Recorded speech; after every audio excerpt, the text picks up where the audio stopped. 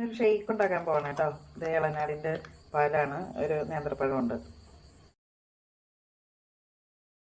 Boost ഇടുന്നുണ്ട് കേട്ടോ, 2 packet. 2 ചെറിയ പാക്കറ്റാണേ. ഓയ് ഷെയ്ക്ക് ആയി കേട്ടോ.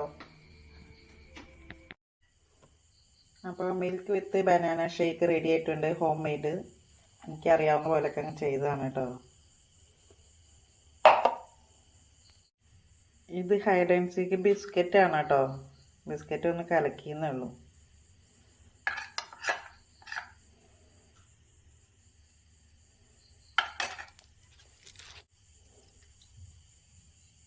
കപ്പലണ്ടി ഇട്ട് കൊടുക്കുന്നുണ്ട് കേട്ടോ.